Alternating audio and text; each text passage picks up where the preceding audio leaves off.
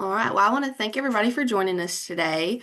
So, we're just going to run over a few things. We're going to make some introductions, do some check-ins from different regions across, and we have our agronomist with us, and she's going to tell us a few different things about what she's seeing, and then we're going to kind of talk about some strategies that we may do, and then we're going to open up the floor for some questions.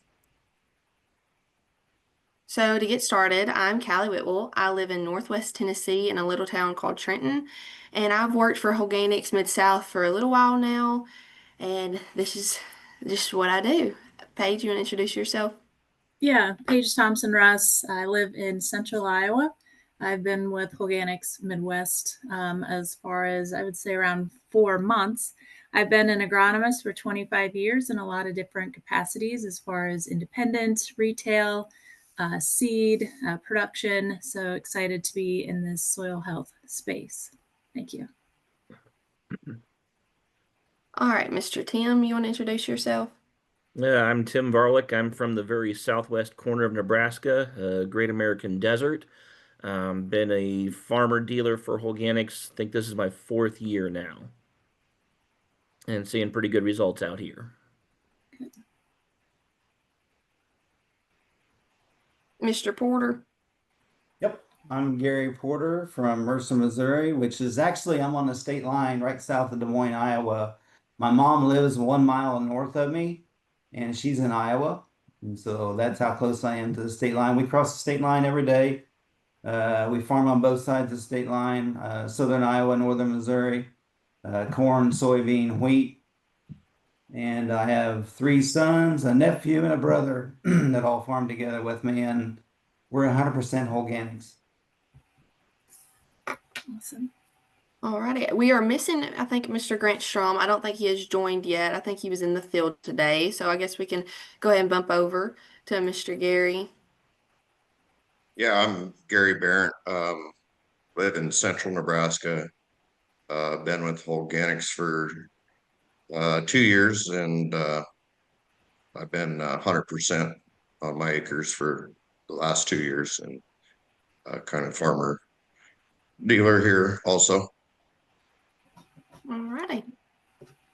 So I guess we're just going to go ahead and dive right into it. So the purpose of today's webinar is just to kind of keep it casual, just a conversation between growers from different areas and see what you're seeing in your region versus what we're seeing in our regions. So I kind of want to discuss and pick y'all's brains on y'all's current crop condition, like how things are coming along, how everything's looking. Mr. Tim, what's your input?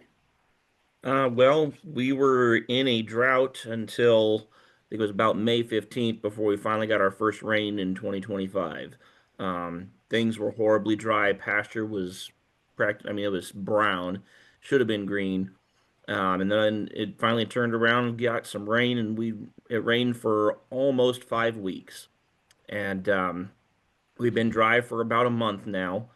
But my dry out here, we're mainly irrigated. If you don't have something under a pivot, um, you're about 50-50 on an insurance check every year. So that's it's certainly, like I said, the Great American Desert. I'm 100% organics. We do corn, beans, edible beans, wheat, popcorn, and a lot of hay forages for a lot of people. And this year's been an interesting one. It seemed like the June bugs came out. July 4th was the first time I saw one, and everything's just been behind that way. But crops are actually looking really good with the rain we got. We just needed to finally start raining again.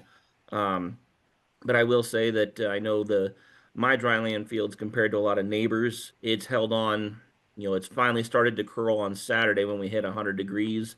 A lot of other people, their corn's been curling for a couple weeks, and I know the organics is just making a difference as we keep applying it every year. That's disease pressure. We haven't had a lot of that yet. We're not used to the humidity out here, so I don't know if we've gotten any new diseases that are normally eastern side of the state kind of stuff, but we haven't found a lot out here anyway. Insects really hasn't been too much coming out yet. I mean, I didn't see a huge flush of rootworm this year like we normally do, so I don't know if the moisture helped wash them down or that it was colder earlier in April and May, so I don't know if that helped hold them off a little while longer. I suppose they'll hit right at tassel now, but things have been looking really good in our area. Good deal. So, Mr. Tim and Mr. Brent, y'all are both in Nebraska, correct? Yes, How close are y'all related to each other? Or y'all are on opposite sides, or y'all in the same we're area? quite a ways apart. Okay. What are you We're probably seeing that's different 3 hours. okay. Tim's probably 3 hours. We got pretty good soils here, mainly clay, fill loam, but 2/3 of our farming is irrigated and about third dry land. Kind of same as Tim earlier. We had the driest spring ever. Um, Plant conditions were terrible. We had to water the corn up and the dryland corners, and dryland just laid in the dirt till we got the rain like in middle of May, and everything's looking good now. Had a little wind event, did a little damage, but compared to other neighbors, our green snap was 1% and others had up to 25%. So I'm thinking between that and the lodging wasn't near as bad. Just the Holganix is certainly helping on that part. So I got stronger stalks, better roots. Mr. Porter, how are things looking over your way this year? Really good. I hate to say a whole lot, but we've been so lucky. At first, we waited a little longer than normal to start planting. We started with beans early, but we waited for our corn just a little bit longer to try to get a little bit better forecast than what we had been. So we waited a little bit later than normal, and we got started planting. Everything worked really good, and we've been getting timely rains ever since. Here lately, we've been getting a little too much rain on some of our flat ground. Our beans are starting to turn yellow where the water stood, but it's been really a great growing season for us. We had a little bit of pollination issue, not much, just a little teeny bit we was watching. There's a couple of hybrids we was looking at. We've been doing tissue samples. I cut back fertilizer this year and trying to step back fertilizer in different increments to try to find the sweet spot to where I felt comfortable with. We really shoot for high yields all the time, and I don't want to give up my high yield, but with input costs like they are, I'd like to cut back my input costs. And so fertilizer, we started cutting back on it and different steps to find that sweet spot where organics would pick it up and keep us in our high yields, but we'd also get to cut our input costs back. So we've been tissue sampling where we've been cutting back at to see if we can see a difference in what amount of fertilizer is the right amount for each field. So soil testing, tissue sampling, and Holganix, and trying to find that sweet spot's what we're doing right now. We've been seeing a lot of, really, I got some really cool pictures where the little hairs on the roots are all branching off, and even above ground, I've got the little hair roots just going everywhere. I've never seen them before. It seems like we're kind of bringing the soil back to life, and it's kind of really exciting and really, really neat to see. And we've been shooting for some pretty high yields with the boys have been having some Nash corn plots, and they've been tissue sampling it every day, and whenever they come back, it's really cool to see that the corn is right on schedule for the yield that we're looking for, and the tissue samples show that it has everything it needs, and that's really encouraging. That's always good to hear for sure. All right, so we are actually missing Grant Strom today. This was a case study that he did. I'm not going to go over it. It's very in depth. He knew more about it than I did. But here's a picture that shows some of his corn breakdown. And the little white is just your fungi breaking down. And it says that he harvested this on 9/11 and he sprayed it 9/17 with Holganix. And then the pictures were taken 9/23 to the 24th. So it just shows how fast that breakdown starts working, decomposing, putting those nutrients back into the soil to use what you've already invested in. And then this is a Mr. Tim's corn plant. Do you know when this picture was taken, Mr. Tim? This would have been June 24th or 25th, I think, when Okay. we had our big test plot or the sampling that we had. Holganix came out and helped us sample like 150 different fields. So, yeah, no, this was June 24th. These fields were planted about May, I would say about May 10th or 11th. We were really, like I said, it was cold early on, then we got rain. Everything first came out, it was pretty yellow and really greened up once we got a little bit of sunlight because it was cold for about 2 weeks after everything just emerged. But no, as you can see, I mean, the hairs on these roots coming out really nice. Yields on these are doing really well on or coming up on looking like it. I've done it for 4 years.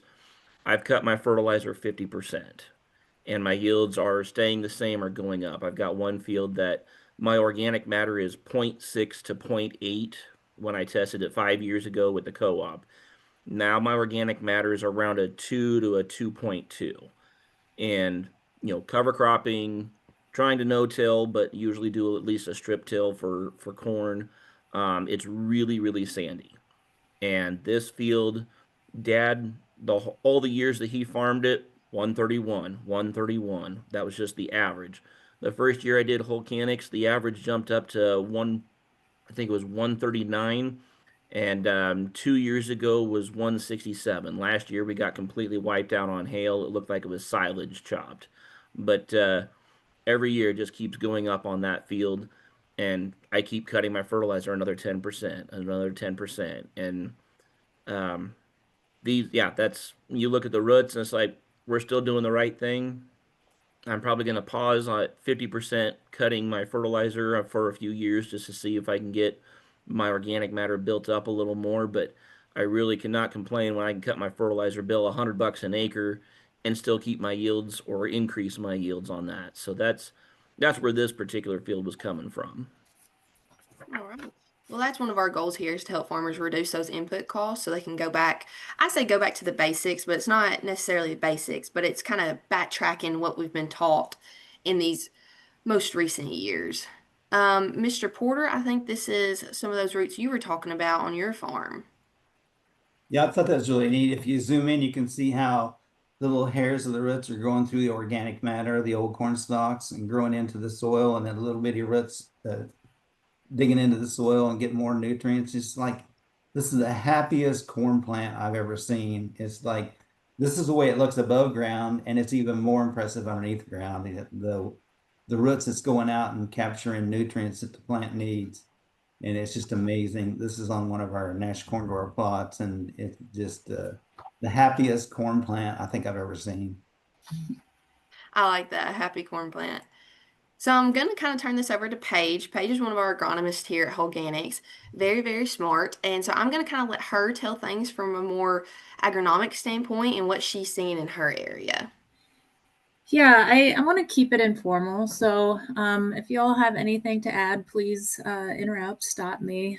That'll be great. I love the conversations. I can't stress enough to continue to go out into your fields, to continue to scout. We want to make sure that we don't have any surprises at harvest when we're in the combine, wondering, hey, what things just seem a little off, what could be going on, or hey, things look phenomenal, what did we do different to cause that? So I spent a lot of time in the summer digging in fields and just wanted to go through some things. I really enjoy keeping up on weather updates, growing degree units. Gonna get into a little bit on the corn disease side of things. Tar spot, southern rust have kind of been some buzzwords, some things, some diseases we've been thinking about, talking about the past few years. Gonna look at some soybean diseases, gonna talk about some tassel wrap, and then look at some roots. So you can go to the next slide, Cali. So yeah, I pulled this yesterday as far as looking at that moisture update, the moisture precipitation ranks, and you can see there in the Midwest, I do cover Iowa, a little bit into Illinois. And so, as far as a lot of my travels, you can see north central Iowa, even into Nebraska there. We've got some really, really wet situations. So, I did pull some totals in those areas. Some of those areas have already seen around 28, 29 inches of moisture already in the growing season. And as we know, 25 inches is kind of ideal, especially in Iowa, as far as for growing a really good corn crop. I know things could possibly change in some sandy situations. Nebraska, we've got some pivots and this and that, but we're definitely in one of the wettest periods, I would say. You can see the 2, 5, 8, 4, 2 in Iowa and Nebraska. The last several summers, it's been relatively dry compared to this summer. With all this moisture, one would expect we could possibly see some agronomic issues pop up. You can go to the next slide. So Gary Barrett, I know you had mentioned you had gotten some winds, some hail, possibly some pretty intense weather events. You've got some lodging over there, some green snap. You had mentioned you saw some differences, right, as far as your fields that had Holganix sprayed on it, applied. Yeah. Yes. I sell seed also, and some of the customers that haven't got into the Holganix yet, they've had same numbers, up to 25% green snap. Mm-hmm. And we had to make a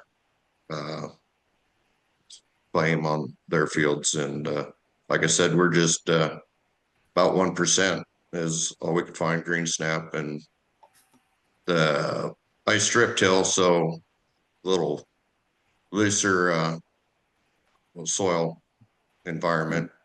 It lodged, but 3 days later it was standing almost straight up, that it didn't stay lodged. So very happy seeing that compared to a lot of the other fields. I'd rather have it lodge and break. Yeah. Yeah. And you can see from this trial right here, I mean, we can still obtain some pretty good yields even when there's some lodging.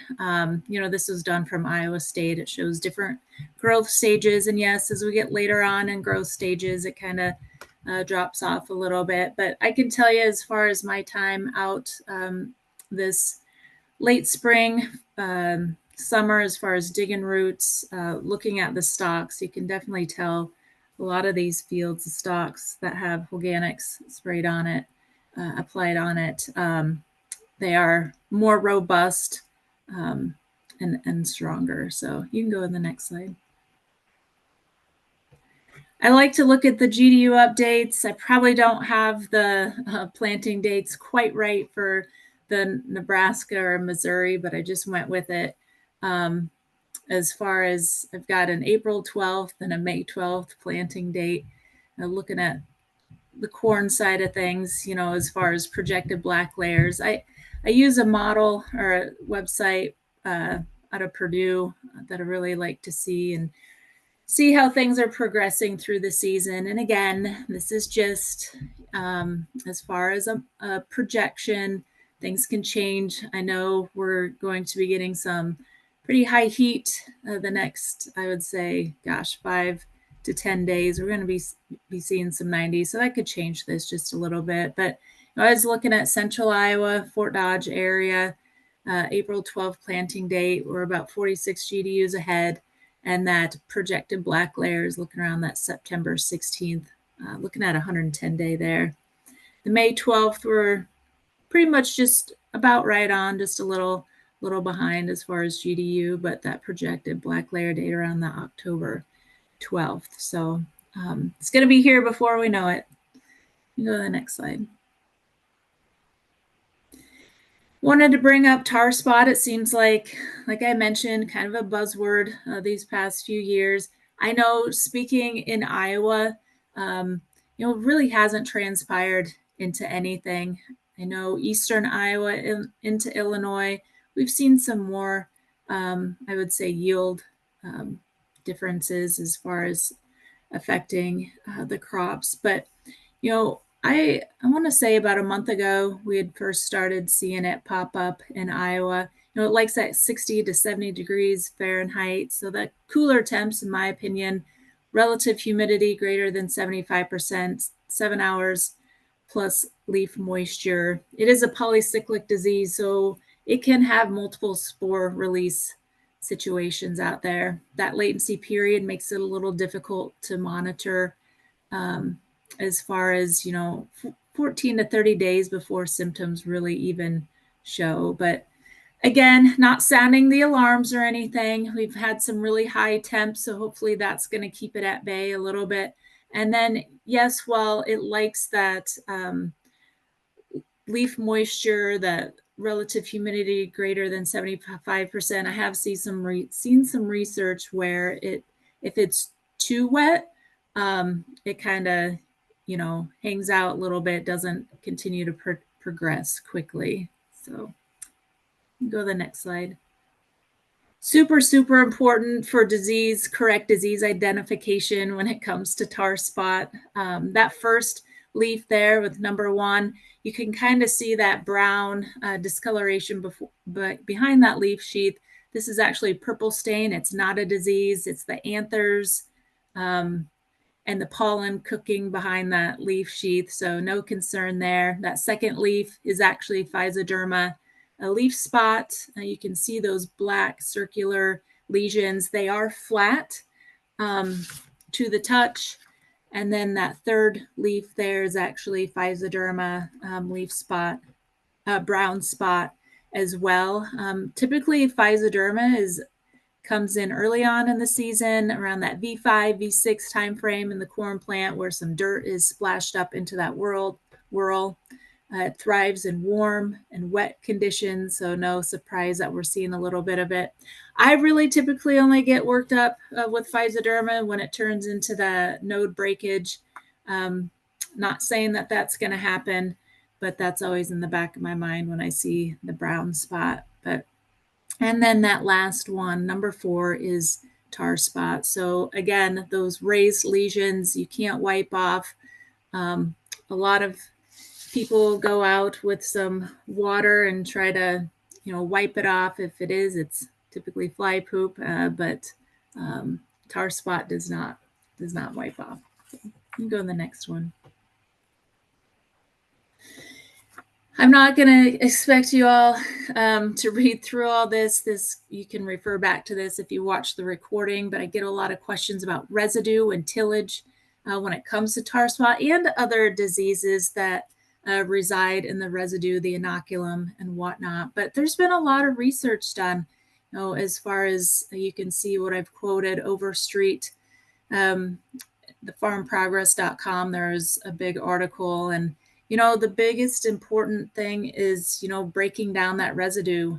And with good soil health, residue may break down more quickly, along with tar spot spores and other spores out there in that soil. So you think of Bio 800 plus breakdown.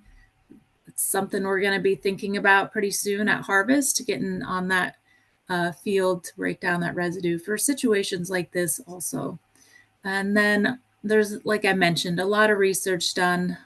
This Eric Johnson, a research molecular biologist, looking at different types of fungus out there to prevent tar spot. And I know Alternaria is one of them. So yeah, there's other ways to control things as far as in a biological sense. So you can go to the next slide. Southern rust, seeing some of that pop up. You can see the red counties that are lit up, that they have seen positive tar spot sightings. Common rust is quite common. It doesn't really turn into any issue out there as far as yield-wise. I typically see it every year. Southern rust, though, I did see it last year. I probably saw it 9 years prior to that.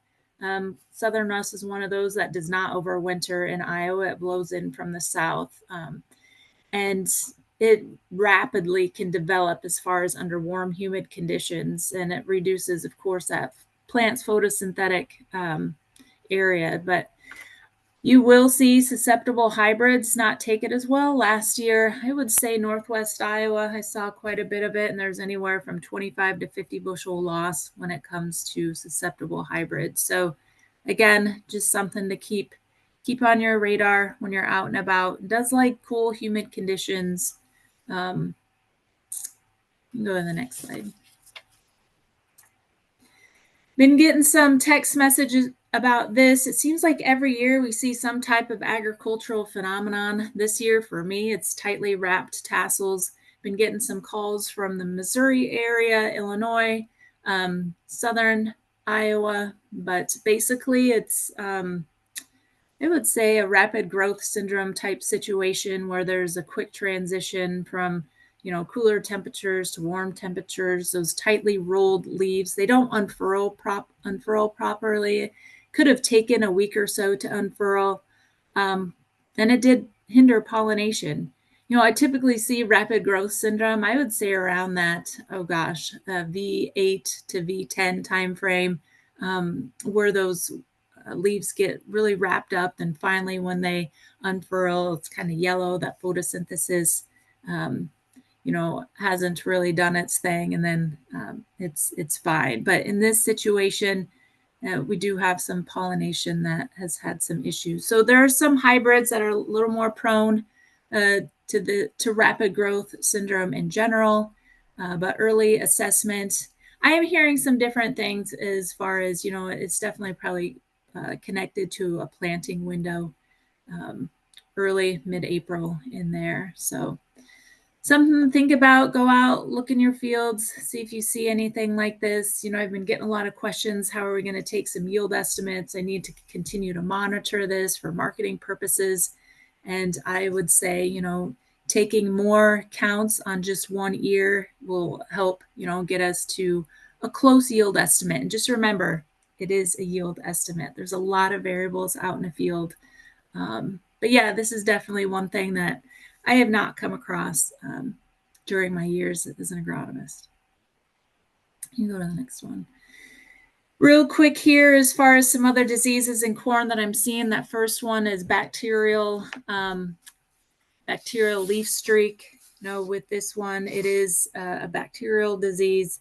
It's not controlled by fungicides, but, I have heard a lot of testimonials from growers that have used Bio 800 Plus, when it comes to the Goss's wilt side of thing, which is number 2, showing some differences out there in treated versus untreated. So that's really promising to hear those types of firsthand experiences. But with bacterial leaf streak, it likes that warm temperatures. It's wind driven rain that comes in. It's kind of got some rectangle to it, some wavy lines on it. It does kind of look a little bit like gray leaf spots, but it's got those wavy lines to it.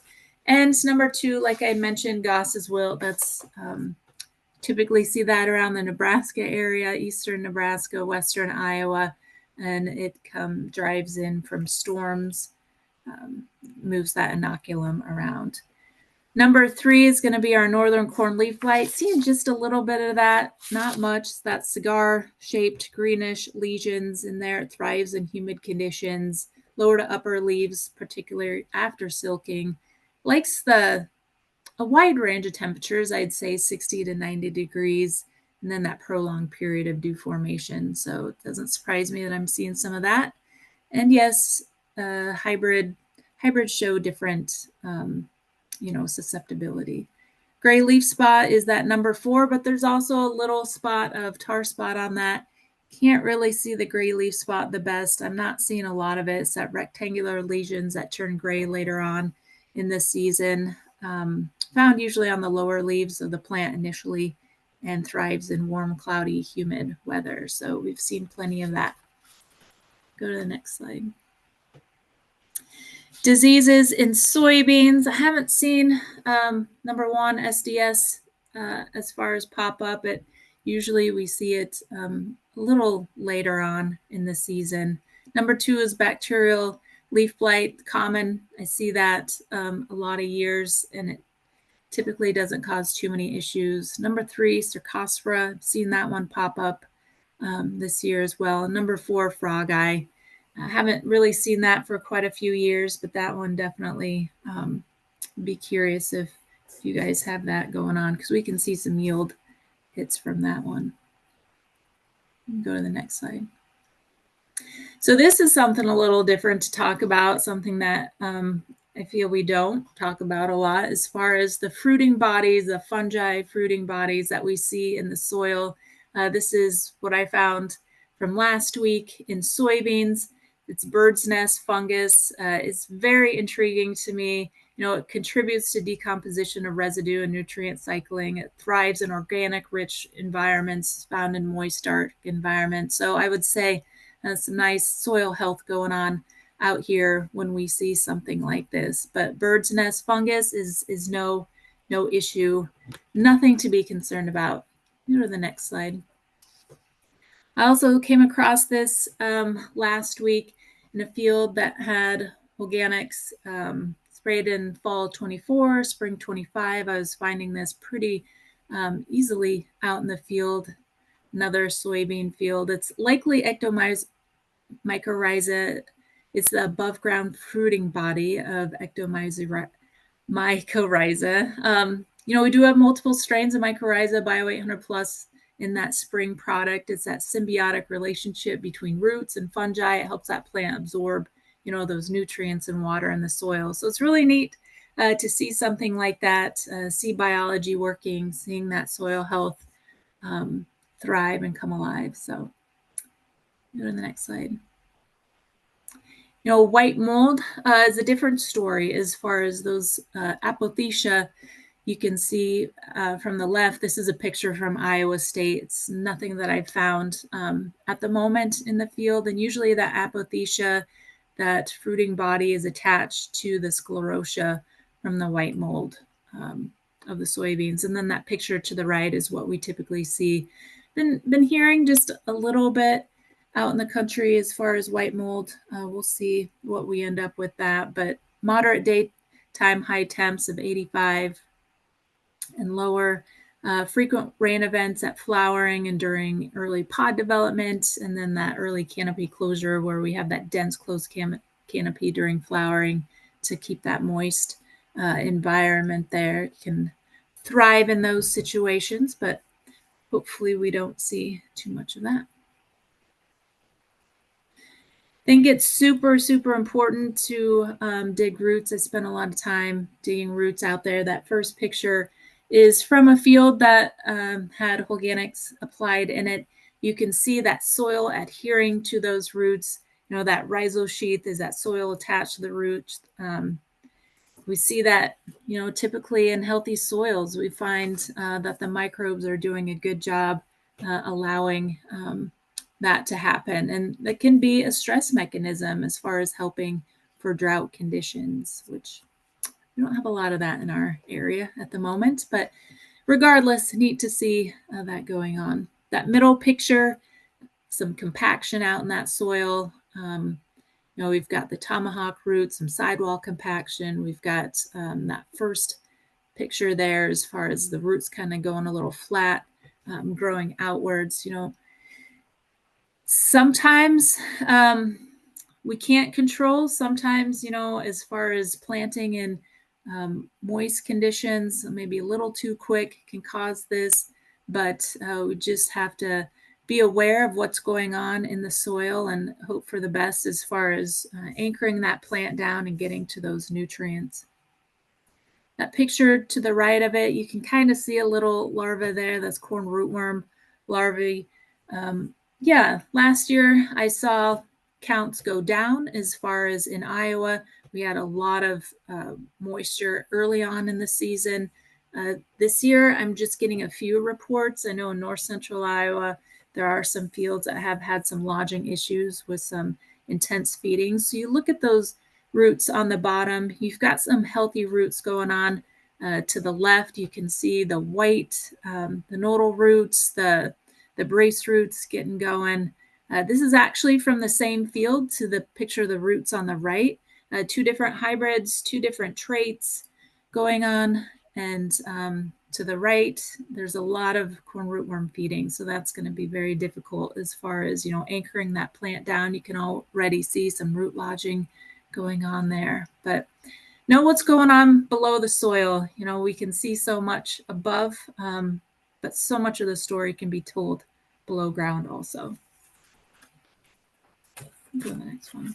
Again, on the same line of examining roots, I've been doing a lot of digging in soybeans, also looking at that nodulation, what color are those soybean nodules and what they mean. And we know the pink and the red are actively fixing atmospheric nitrogen. The green, brown are mushy. They're not actively fixing atmospheric nitrogen. Could possibly be due to flooding of soils, maggots, larvae, pests, just some type of stress, disease. And then white, and when they're small, the nodules may not have started fixing atmospheric nitrogen. So you got the picture to the right. I did not label it the best in this slide, but that first picture of the close-up of the roots is actually a Holganix application there. There's 2 applications in this situation, fall of 24 and spring of 25. You can see it's, in my opinion, loaded with, as far as nodules, the root hairs, the lateral roots, a lot more. That picture to the right of it, I did pull in the same soil type, in the same field, in the not applied area. And forgive me for just showing one root. I did have a slide that I didn't include here where there's 3 plants of each of the treated and untreated, and it looked quite similar. So really good visual of some things that we're seeing out in the field as far as the nodulation. I can just about find this type of difference in every field. Some fields, there might be some things going on with flooding, ponding, high pHs, but a lot of fields I can see differences like this with Holganix versus untreated. Go to the next slide. And this is just a quick picture as far as that first one. There's 61 soybean cyst nematodes on that plant root. We don't do a lot of soil sampling. I think there's a little bit going on out there as far as monitoring, what that cyst pressure looks like out in the field, but definitely can help tell the story above ground also. Go to the next one. Gary Porter, I think you had mentioned you've been doing a lot of tissue testing as far as through this season, and maybe the rest of you have also, which is great. It's definitely something that can tell a story through whether you do a weekly tissue test. It definitely helps fine-tune fertilizer applications, a great tool and resource to be done. We're pretty much at those reproductive stages in a lot of situations as far as, doing corn tissue sampling. You want to, get that leaf that's opposite or below the ear at silking. But as far as I get a lot of questions on when to shut off, tissue sampling. You can do it for as long as you want. But as far as, determining when you can make some changes out there if you need to, R1, R2, maybe you've done it longer, Gary, but definitely a great thing to do. Yeah, we try to do it all the way through the season so we can see the plant all the way out to see if there's something we should have done earlier to help us for the next year. We have a drone, so we play around with that a little bit. We don't have to worry about getting over the top of our crop. We can apply some different things like Coron, different micronutrients or anything during the growing season and not have to worry about tire tracks or how high is our sprayer. So the drone lets us play around a little bit with it. So we use it like on our natural corn grower plots and things like that to try to take it all the way out to achieve our goal on yield. Yeah, no, that's great. That's good. I don't have much more to add. I just wanted to go through just a quick dive as far as what we've been seeing moisture-wise, disease-wise, insect-wise. But I don't know if you all have any questions, or I guess I haven't looked at the chat section or Q&A, but that's what I had, Callie. All righty. Do any of y'all have questions for her about what she's been seeing versus like what y'all have been seeing on y'all's farms? I have a little question about the tight wrap tassel. We have there's one hybrid that we've been seeing it in, but the way I understand it, I wanted to ask you a question. The way I understand it, we still have growing silks that are coming out of the ear. We're almost the end of it now, but will those kernels that didn't get pollinated still have a chance to pollinate before it turns to brown silk? By this, we understand that the silk will keep growing out of that one kernel that didn't get pollinated and try to receive some pollen from the tassel. Is there still a chance that those spots in the ear that didn't get pollinated can still possibly produce a kernel? I can't tell you a percentage, but if there's some viable pollen floating around out there, and yes, those silks continue to grow and grow. I mean, there could be a massive pile of them as long as it can get on that silk and make its way where it needs. The pollen gets on that silk and make it its way. Yeah, it does have the ability. Again, I just something that's super new to me, and the weather's going to contribute and all of that also. Because we've seen some of those kernels kind of filling in, spots on the ear that we thought was, was going to miss a kernel. We've seen some of them kind of, it seems like kind of a late kernel starting to come to life, and it kind of looks like it's going to fill in. So Yeah. a lot of those ears are going to look pretty good in this fall. Yep. Good. All righty. Well, here's a few little quick last questions. Mr. Tim, what is one challenge? I mean, I know you've talked about weather and different stuff, but what is one challenge that you overcame that you learned some good advice from that you may want to tell our listeners?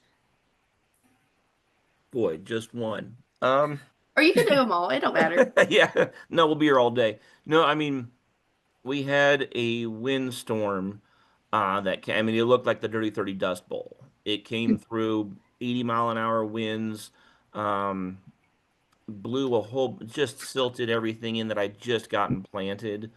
Um, I was really afraid we'd be a little too deep on everything with, I mean, it put at least an inch of topsoil on top of just silting in from the way the dust blew everything.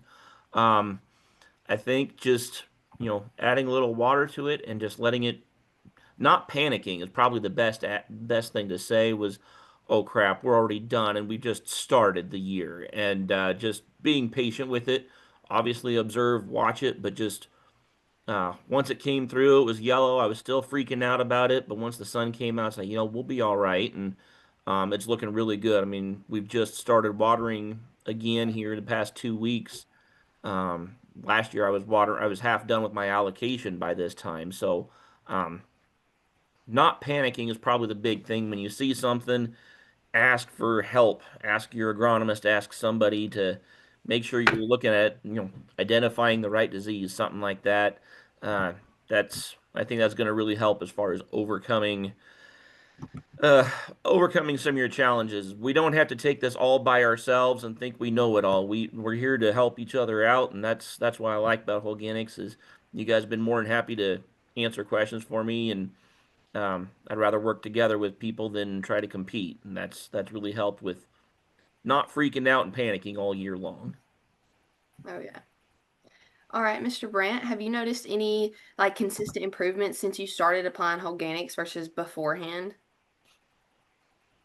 Well, this spring, like when we were doing the strip tilling, the soil uh, health or tilth it was just so much more mellow than I've seen over the past. It pulled easier. I was going to have excellent seed bed. We got the spring winds and just never would give us a shower of rain. But kind of like Tim said, just the dry land, it did come up and we did get good stands. Um, but you can tell the improvements on the compaction spots, on the ends, everything's just seems like it's working, getting that soil back uh, don't have the challenges like we used to have. And we got, inconsistent soils that you don't have them spots that are showing the yellow spots, or everything's just more consistent. Uh, what I've noticed over the last couple of years, and it seems like this year too for me, and it's you just don't have any of the yellow spots in the corn or the beans. It's just green and healthy all the way through. And that's, if you can even the bad out, get it closer to the good, then, you've accomplished a lot right there. Oh yeah, for sure. Mr. Porter, I know there's a lot of people are skeptical when it comes to biologicals and anything like that. What was one of your hesitancies that kind of made you second guess before you really kind of dived into organics? Well, we own about half the acres we farm, and so we're really particular. Even on our rented ground, we have such great landlords, and we take care of their farm just like we do our own farm. And so we really stress a lot about our fertility on our soils, making sure that we're right on the money on our fertility. And if we get great yields, you have to put a lot of fertilizer back to replace it. So nutrient to removal rates and everything like that, I've been working so hard on. And then I have Todd and Mike and Brian all sit down here at my conference table and start telling me to cut back on my fertilizer. I'm using way too much. If I use organics, I can cut this back, and I'm really leery about that. I'm thinking I'm getting great yields. I've worked hard to get my soil where it's at. And the last thing I want to do is put myself back in the 1980s with the soil fertility that I had then and try to build it back up again. But I've been overcoming that. And so we've been cutting back, like I said earlier, cutting back in different steps and doing trials to see how much we can cut back. I thought, man, this is great. So that was one thing that was really tough for me because I worked so hard to get our soil where it was at today. And so that was a tough one for me. I run in that a lot down here in the South of just nobody wants to mess with their fertility rates, but once they do, even if it's just on one field, like start small, test it out, and see for yourself the results, and then you can make that change. It doesn't have to be anything big or scary or drastic or all of a sudden at once. But no, I really enjoy hearing that. I have people come in here and sit down to the table with me, and their product's going to give me 10 bushel better than anybody else's. And then I have another guy come down, sit down, and it's another product that it's going to give me another 15 bushel better, and it's going to make my beans 8 bushel better. And it happens every day in this office. And, that's why I try everything on my farm a year before I try it. I do it in steps. So the first year I say, sure, I'll try your product, and I'll try about anything, and I'll put it on. And if I see a response, I go, that might be something we need to really look at. And then the next year, we'll try it a little bit more in lots of different areas. So a lot of different soil types, different areas of the Iowa or Missouri, and different fields, and try to see if I can see a difference. Then, like in the third year, I'm all in. If we can see a consistent, improvement in the ROI, man, that's all in. That's where I'm at with organics. It's like, man, this is really encouraging and something really neat to look at, and to see the soil coming back to life again. That farms that I farmed year after year for 47 years, I farmed the same farm, and to see that soil come back to life, it's so cool. And Mike brought that soil probe over to me, and we went around the farms and testing the soil probe. We've been doing that for 3 4 years, seeing how the soil is coming back to life, and the fungi and everything's coming back to life in the soil. And that's what's really awesome to see. Oh yeah. Well, do y'all have any other questions for any of us, or is there any in the chat, Ritu? Have you come across any?